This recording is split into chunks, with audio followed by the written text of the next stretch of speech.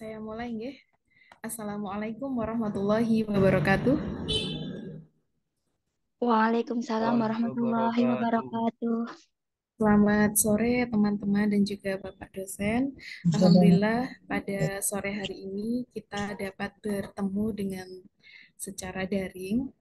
Pada kesempatan kali ini saya mau mempresentasikan tentang perkembangan pendidikan Islam era Mataram Islam. Di sini saya akan membahas tidaknya nanti mengenai sejarah berdirinya kerajaan Mataram Islam, kemudian raja-raja yang berkuasa di Mataram Islam, kemudian runtuhnya kerajaan Mataram Islam beserta perkembangan pendidikan Islam pada era Mataram Islam. Jadi sebenarnya ketika saya menulis materi ini saya sedikit kesulitan karena beberapa referensi yang saya dapatkan itu kebanyakan membahas dari sisi historisnya saja gitu.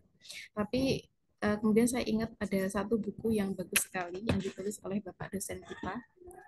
Yang ini ya teman-teman, yang History of Islam Indonesia. Di sini membahas secara lebih lengkap mengenai tidak hanya membahas secara historis saja, tapi juga fokus pada perkembangan pendidikan Islam pada era Mataram Islam. Nah, di sini saya akan mengawali dari sejarah berdirinya Mataram Islam.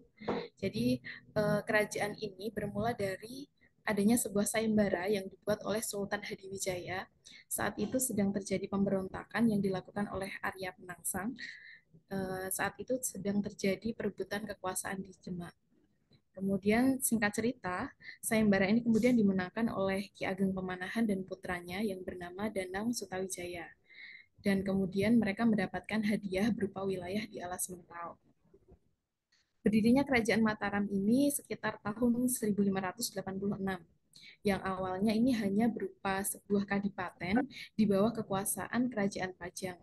Setelah kerajaan Pajang runtuh, kemudian Sutawijaya mendeklarasikan berdirinya kerajaan Mataram Islam. Perlu teman-teman ketahui juga bahwa sebelum Mataram Islam ini berdiri, di Alas Mentawai itu sudah ada 5 ulama yang menyebarkan Islam. Yang Mataram Jumadil Kubro, Syekh Abdurrahman, Syekh Wahdi, Haji Santang, Syekh Maulana Ahmad Jumadil Kubro. Kemudian peran kelima ulama ini diteruskan oleh Raden Jayaprana. Raden Jayaprana inilah yang pertama kali ditemukan saat datang pertama ke Alas Mentawai.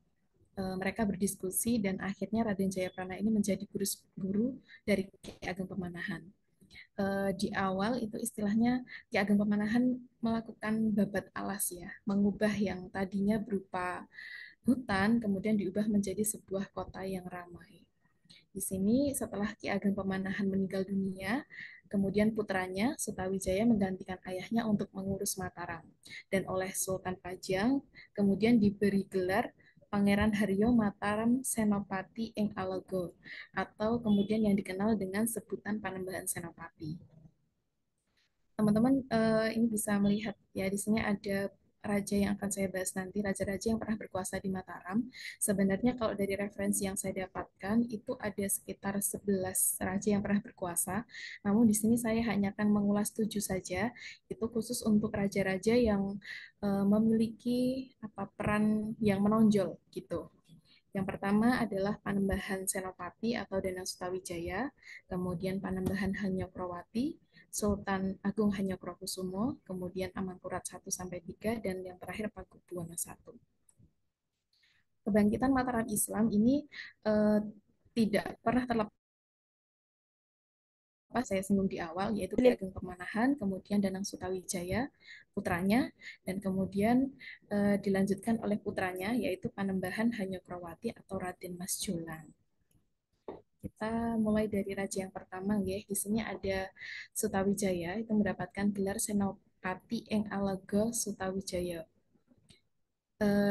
Di awal pemerintahannya karena ini merupakan kerajaan baru, jadi Sutawijaya ini fokus pada kegiatan untuk menyatukan kerajaan-kerajaan yang ada di pesisir utara Jawa hingga ke timur, kemudian juga dari Demak sampai ke selatan. Kemudian daerah kekuasaan Mataram ini meluas sampai Madiun, Bojonegoro, dan juga Jepara. Jadi untuk pembangunannya lebih difokuskan pada pembentukan militer yang kuat. Dalam catatan Raffles, dalam bukunya History of Java, Panembahan Senopati ini adalah sosok raja yang disiplin, berani, bijaksana, dan ahli dalam seni berperang. Kemudian selama 14 tahun menjabat sebagai raja, akhirnya beliau mangkat atau meninggal dunia pada tahun 1601 Masehi. Kemudian selanjutnya ada Panembahan Hanyokrowapi atau lebih dikenal dengan Raden Mas Julang. Jadi ini merupakan raja kedua dari Mataram Islam. Ia merupakan putra ke-11 dari istri Patminya, istri Patmi dari uh, Panembahan Senopati.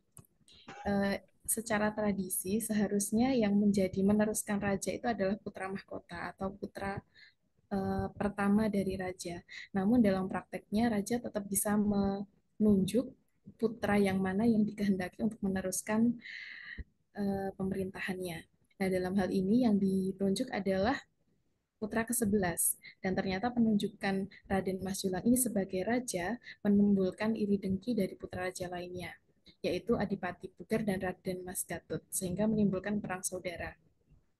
Nah, di saat yang bersamaan datanglah Belanda dan Inggris di Indonesia. Namun saat itu yang terjadi hubungan dagang saja ya, tidak sampai ke masalah politik. Namun seiring berjalannya waktu, ternyata Belanda juga ikut campur dalam masalah politik. Kemudian Panembahan Hanyokrowati ini meninggal dunia pada tahun 1612 Masehi karena mengalami kecelakaan pada saat berburu di hutan kerapiak. Pada masa pemerintahan Panembahan Hanyokrowati, Mataram Islam ini mengalami banyak perubahan, jadi lebih fokus pada perkembangan infrastruktur. Terdapat beberapa bangunan yang dibuat, misalnya adalah Prabayeksa, yaitu tempat kediaman raja, Taman Danalaya, Kolam Segoro ing Sinor Bumi, Sirna Bumi, kemudian Astana Kapura ing Kito Ageng, dan juga Lumbung Gading, yaitu Taman Indah di selatan keraton.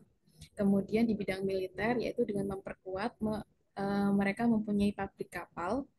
Kemudian untuk bidang pendidikan, beliau pernah meminta Pajang Mas untuk menulis Babat Demak dan juga Suluk Wucil yang berisi tentang nasihat Sunan Bonang kepada abdi kekasih Raja Majapahit yang bernama Wucil. Kemudian juga menulis serat yang terkenal yaitu Serat Intisari yang berisi nasihat budi pekerti dan ajaran spiritual. Nah, kemudian setelah Raja kedua meninggal, kemudian dilanjutkan oleh Sultan Agung Hanyokrokusumo. Dia merupakan raja yang membawa Mataram pada masa puncak kejayaan. Nama aslinya adalah Raden Mas Rangsang, kemudian mendapatkan gelar Sultan Agung Senopati Eng Alogo Abdurrahman Prabu Pandita Hanyokrokusumo. Dia adalah putra keempat Panembahan Hanyokrawati. Pada masa pemerintahan Sultan Agung, pusat pemerintahan Mataram dipindahkan dari kota gede menuju ke Kerto, yaitu sekitar 4 km dari kota gede ya. Kemudian membangun Keraton Pleret juga. Pada masa pemerintahannya dan mempunyai militer yang kuat, baik di darat maupun di laut karena juga memiliki pabrik kapal. Kemudian wilayah Mataram meluas hingga Jawa Tengah, Jawa Timur, Madura, Palembang, Banjarmasin, dan Makassar. Kemudian ada juga peninggalan yang dibuat pada masa Sultan Agung, yaitu komplek pemakaman yang berada di Imogiri, masih eksis sampai sekarang, dan disinilah yang akhirnya menjadi tempat peristirahatan Sultan Agung Hanyokrokusumo dan juga raja-raja setelahnya. Kemudian pemerintahan berlanjut pada Amangkurat I. Itu merupakan putra ke-10 ya, putra ke-10 dari Sultan Agung. Pada tahun 1674, ia memindahkan pusat kerajaan dari Kerto menuju ke Pleret, gitu ya, tidak jauh. Dan di sana ia juga membangun Masjid Agung Meksigondo dan kolam besar Segoro Yoso. Dalam catatan sejarah, Amangkurat I ini tercatat sebagai raja yang kejam dan tirani. Saat itu pernah ya, karena sifatnya yang begitu lembek terhadap Belanda gitu ya, terlalu terbuka gitu. Belanda akhirnya bisa ikut campur dalam urusan politik. Akhirnya terjadi pemberontakan yang dilakukan oleh Pangeran Alit Saat itu Pangeran Alit meminta bantuan dari dukungan dan bantuan dari para ulama dan santri. Eh, Meskipun pada akhirnya Pangeran Ali bisa dikalahkan oleh Amangkurat I, namun setelahnya Amangkurat I ini menjadi merasa curiga dan menganggap bahwa ulama dan para santri ini menganggap membahayakan posisinya gitu, sehingga ia membunuh sekitar 6.000 ulama beserta keluarganya dalam sekejap gitu. Mereka dikumpulkan dalam satu tempat, kemudian eh, apa namanya, dibunuh dengan menggunakan meriam seperti itu. Dalam pemerintahan Amangkurat I ini, rakyat hidup dalam ketakutan, kesengsaraan, dan juga paceklik yang berkepanjangan. Ditambah lagi juga dengan bencana alam. Saat itu terjadi letusan Gunung Merapi yang menewaskan banyak sekali rakyatnya. Kemudian di masa pemerintahnya juga ini timbul pemberontakan yang dilakukan oleh Trunojoyo dan Adipati Anom. Jadi pemberontakan yang dilakukan oleh Trunojoyo dan Adipati Anom, Amangkurat I meminta bantuan kepada Belanda untuk mengirimkan pasukan. Saat itu Amangkurat I melarikan diri dan dia meninggal dalam pelariannya. Ya, saat itu ada di daerah Wanayasa atau Aji Barang. Nah, di sini tadi eh, Adipati Anom itu kan bersekutu dengan Trunojoyo ya untuk melakukan pemberontakan terhadap Amangkurat I. Namun pada akhirnya Adipati Anom ini justru berkhianat dengan bekerja sama dengan Belanda dan akhirnya menikam Trunojoyo dengan kerisnya, sehingga dia berhasil mendapatkan mahkotanya. Maka eh, bisa dikatakan ketika pemerintahan Amangkurat I ini menjadi titik balik dari masa kejayaan Mataram Islam. Ini selanjutnya ada Amangkurat II. Seperti yang kita singgung tadi ya, Amangkurat II meminta bantuan kepada Belanda untuk mengalahkan Trunojoyo, dan ini menjadi gerbang pintu masuk bagi Belanda untuk ikut campur tangan dalam masalah perpolitikan di Mataram Islam. Hal tersebut juga membuat Mataram Islam tidak bisa terlepas dari belenggu Belanda. Amangkurat II kemudian memindahkan pusat pemerintahan ke Wanakarta atau Kartasura. Selama pemerintahannya ini sering terjadi konflik antar putra-putra raja. Nah, kemudian eh, dalam perjanjiannya dengan Belanda ini terdapat beberapa aturan yang harus diikuti. Yang pertama, ketika berperang, biaya ditanggung oleh kelompok yang dibantu oleh Belanda. Kemudian batas kekuasaan Belanda mencapai Sungai Karawang. Tiga, Belanda diizinkan melakukan ekspor impor dan bebas dari pajak. Empat, orang Makassar, Melayu, dan Muslim yang tidak diizinkan untuk melewati daerah susuhunan, maka juga tidak boleh melakukan perdagangan di daerah susuhunan tersebut. Yang kelima, susuhunan harus membayar atas bantuan Belanda melawan Makassar dan Madura dengan 3.000 karung beras dan uang senilai 250.000 dolar. Yang keenam, jika terjadi perdamaian antara susuhunan dan musuh, pihak Belanda harus diikut sertakan dalam perundingan. Dan Mataram juga harus mengizinkan Belanda menempatkan pasukannya di Bukit Jepara sebagai pengawalannya, namun biayanya tetap dibebankan kepada Mataram. Nah, sepeninggalan Amangkurat II ini kemudian dilanjutkan oleh Amangkurat III putranya. Namun, Pangeran Puger atau adiknya itu melakukan pemberontakan sehingga akhirnya diangkat menjadi raja dengan gelar Pakubuwono I. Ini ya. Kemudian ada Amangkurat IV. Dari sini kemudian terlahir seorang ulama besar dan juga tiga raja besar di Jawa, yaitu Pakubuwono II, Mangkunegaran, Mangkubumi, dan juga Kiai Nur Imam atau perintis dari pesantren Melangi. Amangkurat meninggal setelah memerintah selama 16 tahun lamanya. Di sini ya ada Pakubuwono I. Kekacauan politik di Mataram Kartosuro dimanfaatkan oleh, maaf tertukar ternyata slide-nya. Jadi Pakubuwono I dulu ya, kekacauan politik di Mataram Kartasura ini kemudian dimanfaatkan oleh Pangeran Puger untuk mengokohkan dirinya sebagai raja dengan gelar Pakubuwono I. Eh, Hal yang harus dia lakukan atas kerjasamanya dengan Belanda, ia harus merelakan beberapa wilayah di Priangan dan juga Madura. Nah, ini kemudian Pakubuwono I meninggal dan digantikan oleh putranya yang bernama Raden Mas Suryo dengan gelar Amangkurat IV. Ini ya. Nah, di sini eh, sepeninggalan Amangkurat IV, di sini ada Pakubuwono II, itu ya. Di sini saat pemerintahan Pakubuwono II terjadi geger pecinan, di mana Pakubuwono II kemudian meninggalkan Kartosuro ke Surakarta. Pada masa pemerintahan Pakubuwono III terjadi konflik saudara dan itu menimbulkan ketegangan selama sehingga akhirnya dapat di Ajian Giyanti yang eh, saat itu kan antara Mataram Islam, sehingga Mataram Islam terbagi menjadi dua, yaitu daerah Prambanan ke timur itu menjadi milik dari Susuhunan Pakubuwono III yang beribu kota di Surakarta. Arah Prambanan ke barat itu menjadi milik Susuhunan Mangkubumi atau Hamengkubuwono I yang beribu kota di Yogyakarta. Nah, di sini tokoh yang paling berperan gitu dalam penyebaran pendidikan agama Islam dari raja-raja yang sudah saya sebutkan tadi itu salah satunya adalah Sultan Agung Hanyokrokusumo. Jadi selain sebagai raja yang arif bijaksana, ia juga memiliki perhatian yang besar terhadap pendidikan agama Islam. Yang pertama yang dia lakukan adalah membangun masjid gede sebagai induk di setiap kabupaten, pesantren sebagai tempat belajar ilmu agama.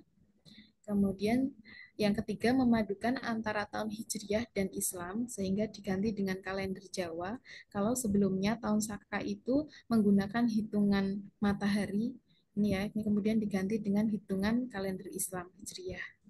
Kemudian pembaharuan tata hukum, di mana hukumnya ini disesuaikan dengan hukum Islam, terutama dalam pernikahan dan mewaris. Kemudian untuk Islamisasi budaya Jawa itu dilakukan grebek dan juga sekaten. Dan yang terpenting di sini ada penulisan buku-buku. Yang pertama adalah sastra Gending, yang kedua Surya Alam, ketiga Serat Yusuf, yang keempat Carita Sultan Iskandar, dan yang kelima Syarah Manahij Al-Sairin. Itulah beberapa buku yang pernah ditulis pada masa pemerintahan Sultan Agung Hanyakrokusumo.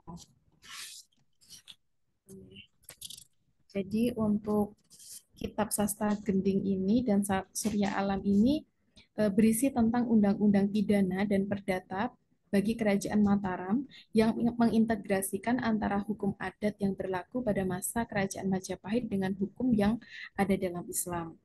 Kemudian untuk Serat Yusuf itu diambil dari kisahnya Nabi Yusuf dalam Al-Quran dengan bahasa Jawa dan ditulis dalam kitab ini ditulis di sebuah desa di dekat Tembayat ketika Sultan Agung berziarah ke makam Sultan Tembayat. Lalu ada Carita Sultan Iskandar, kemudian ada Syarh Manahij Al-Sairin. Untuk kitab Surya Alam itu berisi perpaduan antara hukum Islam dan adat yang berkaitan dengan pernikahan dan mawaris. Selanjutnya ada tokoh yang penting tadi ya, putra, yaitu Kiai Nur Imam Langi. Dia berhasil membangkitkan intelektual spiritual Islam di Yogyakarta sehingga menjadi poros keilmuan di Jawa. Yang pertama, peran yang dilakukan yang pertama adalah membangun pesantren, yaitu pesantren Melangi yang sampai saat ini masih eksis. Yang kedua, menulis Al-Sunni Al-Muttalib, kemudian menulis kitab Sorof yang kemudian dikenal dengan Sorof Melangi. Dalam mengajarkan Islam, Kiai Nur Imam Langi ini menggunakan beberapa kitab kuning, untuk ilmu fikih menggunakan matan takrib, untuk ilmu tafsir menggunakan tafsir Jalalain, sedangkan untuk ilmu hadis ada Sahih Al-Bukhari dan juga Sahih Muslim. Sementara untuk Adam ada Ta'lim Al-Muta'alim, Riyadh Sholihin, Ihya Ulumuddin, dan masih banyak kitab yang lainnya. Kiai Nur Imam Wangi berpegang pada pemikiran Ahlus Sunnah wal Jamaah Asy'ariyah wa Maturidiyah dalam bidang akidah dan mazhab Syafi'i pada bidang syariah serta tasawuf sunni seperti yang diajarkan oleh Imam Ghazali. Nah, selain itu tadi, dalam bidang pendidikan Islam, itu banyak sekali karya-karya yang dituangkan tidak hanya dalam bentuk kitab atau buku, namun juga dalam bentuk serat. Gitu. Yang pertama ada serat ulang reh. Ini pada masa pemerintahan Pakubuwono IV. Jadi ini ditulis oleh Pakubuwono IV. Karya sastra ini berupa mocopat. Kalau teman-teman pernah belajar bahasa Jawa, mocopat itu tembang ya. Jadi tembang yang ada aturannya, ada guru gotro, guru wilangan, guru lagu. Jadi ada aturannya gitu. Dan sebagian besar itu berisi tentang pesan-pesan moral. Gitu. Berisi piwulang atau ajaran moral dengan berperilaku luhur untuk menggapai kebahagiaan dunia dan akhirat. Kemudian ada juga Serat Cembini yang ditulis atas perintah Pakubuwono V yang berisi segala sesuatu yang meliputi kehidupan manusia Jawa, baik itu lahir, batin, filsafat, agama, masalah ketuhanan, tradisi, dan juga adat. Kemudian ada juga Serat Angger oleh Raden Lurah Atmasuteja yang berisi hukum material dan juga hukum formil yang mengatur tentang tata cara untuk mengadili. Kemudian ada juga Serat Sasanu yang ditulis oleh Yasedipura berisi tata krama dan akhlak dalam Islam untuk dibumikan di Nusantara. Sementara karya-karya yang lain ada Serat Dasana Majarwo, Serat Bicara Keras, dan juga Serat Bratasunu. Kemudian setelah itu ada juga tokoh yaitu Raden Ngabih Ronggowarsito. Mungkin teman-teman sudah familiar dengan nama ini. Ia merupakan cucu dari Yasedipuro II, lahir tahun 1802 Masehi dan meninggal tahun 1873 Masehi. Dia menjadi seorang pujangga besar di eranya. Ia merupakan seorang priai yang berjiwa santri, yang pernah nyantri di Pondok Pesantren Tegal Sari Ponorogo di bawah asuhan Kiai Ageng Kesan Besari. Karyanya sangat banyak, ada Serat Pramayoga, Serat Pustaka Raja Purwo, Serat Sabdo Jati, Serat Sabdo Tama, Serat Joko Lodang, dan juga Serat Wedorogo. Dalam bidang tasawuf, ini salah satunya yaitu karyanya adalah Wirid Hidayat yang menjelaskan tentang ketauhidan Allah, sifat, asma af'al, juga menjelaskan tentang hakikat penciptaan manusia dan tujuan kehidupan manusia. Ia juga menjelaskan tentang wahdatul wujud. Karya lain yaitu Suluk Saloko Jiwa yang menjelaskan bahwa agama adalah jalan keselamatan manusia dan aspek utama dari agama itu adalah ilmu syariah. Kemudian masih ada tokoh lain yaitu Mangkunegara IV yang menuliskan tentang Serat Vedatama, yaitu sebuah kitab ringkas yang padat yang berisi tentang tuntunan budi luhur dan pedoman tingkah laku. Juga tentang konsep tasawuf manunggaling kawula Gusti. Dan yang terakhir ada Kiai Abdul Manan Al-Tarmasi yang menghubungkan keilmuan Nusantara dengan ulama Haramain dan Mesir. Karya besarnya adalah Hasyiah Al-Tarmasi yang berisi tentang hukum Islam dan juga ini dituliskan dalam 7 jilid. Kemudian yang terakhir saya menambahkan ini beberapa peninggalan yang ada di Mataram Islam yang masih bisa kita jumpai sampai sekarang. Ada Masjid Gede Mataram.